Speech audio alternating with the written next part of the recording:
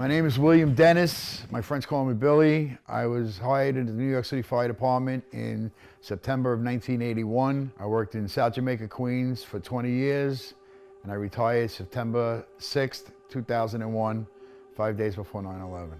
The World Trade Center has been a very, very big part of my life throughout the years. My dad worked for the Port Authority, and he brought me and my brother and my grandmother and my mom into Manhattan for the groundbreaking ceremony for the World Trade Center. And a photographer snapped a picture of me and my grandmother with a Polaroid. I met my wife right outside of the firehouse down there on Liberty Street. She worked across the street from the World Trade Center for American Express.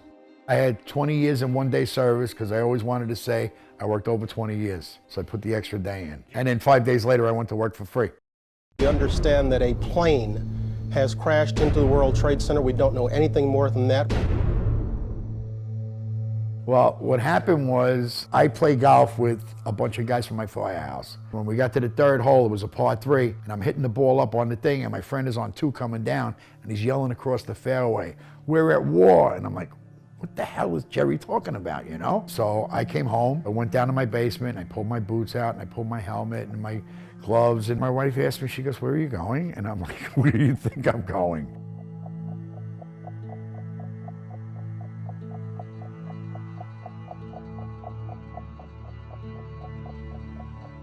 The first 2 hours I was there, we spent picking up body parts. I picked up this man's, it was his face. And I was holding it up and I'm looking at it, and it's something that'll always be with me. And I could see his eyebrows, his eye sockets, his nose and his mouth. And every time I go into a costume store where they have a rubber mask and it's folded in half, and I just glance at it and I'm right back to where I was on the 12th. That's gonna be with me forever.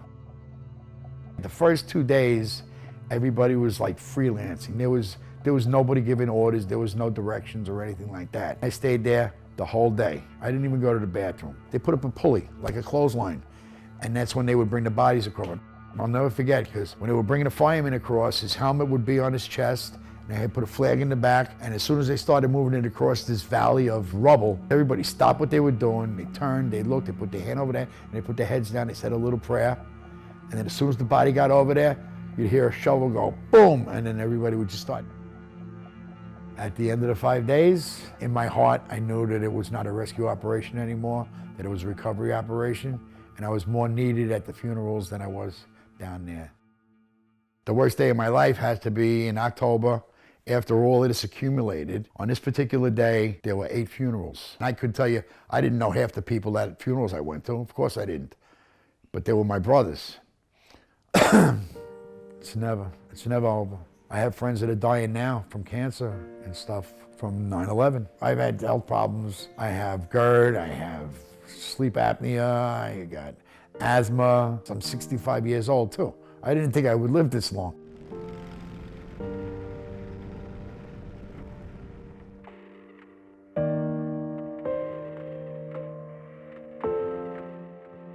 I come out here as a relief, just to get away, silence.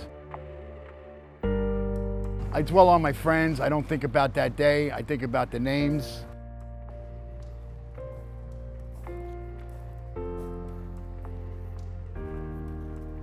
This guy here, Michael DeVito, Local 79.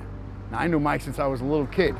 If it wasn't for this memorial, his name would have never been associated with 9/11. Every one of these men and women had a funeral. Their families grieved. 20 years ago, we all put aside our differences, no matter religion, skin color, gender, and we came together. And these men and women represented the best of the best what this country offered.